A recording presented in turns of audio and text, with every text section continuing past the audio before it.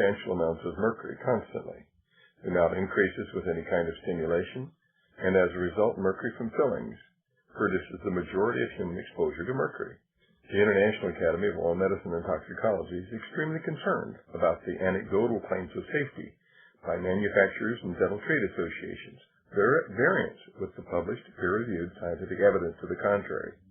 The precautionary principle requires action once the possibility of harm exists. It does not require proof beyond a shadow of a doubt that in the case of heavy metal and xenobiotic exposure is both nearly impossible and unnecessary, in our opinion. What you're seeing is mercury vapor coming off a 25-year-old silver amalgam filling in an extracted tooth. The background is a phosphorescent screen. The mercury vapor absorbs the fluorescent light, and you can see it as a shadow on the screen. This is mercury coming off a filling that was dipped in water that's the same temperature as the human body. This is a filling that was rubbed with a pencil eraser for just a few seconds. Like going to the hygienist and having her clean your teeth. These are not small amounts of mercury. If you can see it, it's more than 1,000 times higher than the Environmental Protection Agency will allow for the air that we breathe. What about the last time you went to the dentist and they drilled on your tooth? Here is the mercury vapor every time you raise the temperature to 110 degrees with hot coffee or warm water, or even chewed on it. Mercury comes off fillings every time you stimulate them, and that stimulation causes the mercury to continue to leak out of the fillings for an hour and a half at a minimum. Some people grind their teeth. Some people chew gum. The dentist might send an old gold crown to the dental lab to be welded. How about the dental personnel? They're not being given informed consent. Back in 1985, the International Academy of Oral Medicine and Toxicology set out to determine the amount of mercury that was coming off fillings. And here's the graph, showing substantial quantities of mercury were measured coming off fillings. And then we estimated the total dose. And then we began animal experiments and put radioactive fillings in sheep. Mercury accumulated in the jaw, stomach, liver, and kidney of the sheep in just 30 days. Substantial quantities of mercury spread from the fillings to every organ in that sheep's body. This should be of concern for everyone. Then we measured that the sheep's kidneys dropped in their ability by 60% to clear inulin, an indication of kidney malfunction. Whole body imaging of monkeys found exactly the same thing. Proponents of amalgam fillings claim that sheep chew too much. Well, what's the problem with monkeys? They had mercury in their jaw, kidneys, liver, intestine, and heart. And further research found dystrophic bacteria that were antibiotic resistant cropped up in the intestines within 2 weeks of receiving these mercury-leaking fillings. Further studies have found damage to the ADP ribosylation of brain neuron proteins.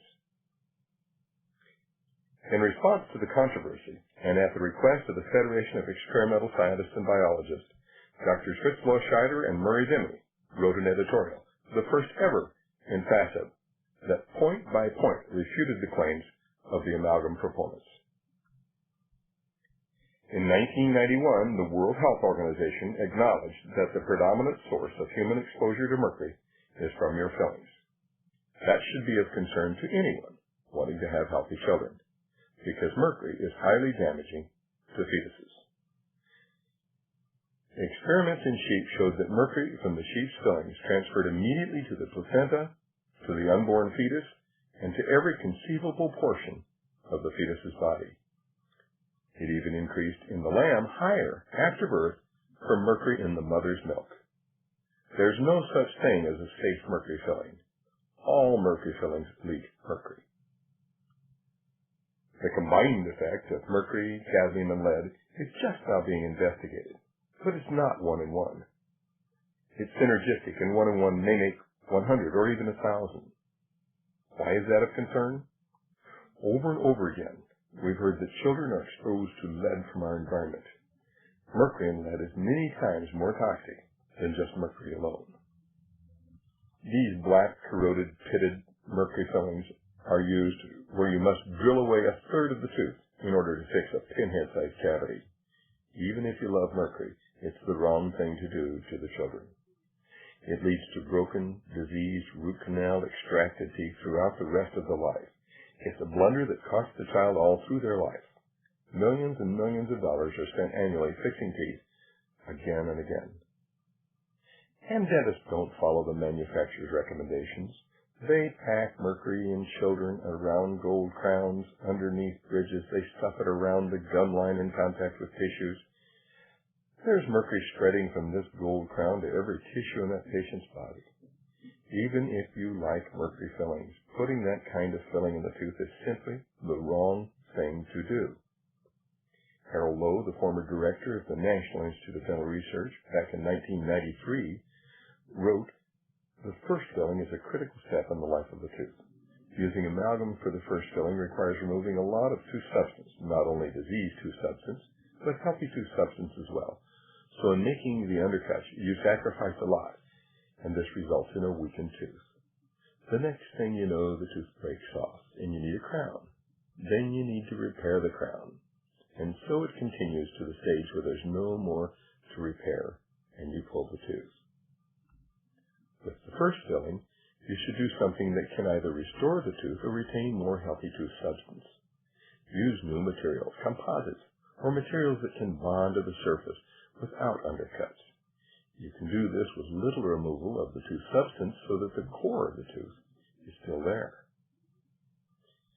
I would add that the cost of all that dental repair over and over again makes the cost of mercury fillings enormous, even if you don't consider the neurological impairment and the brain damage that they surely cause in dental personnel, and the infertility and the heartbreak that they've caused to so many families.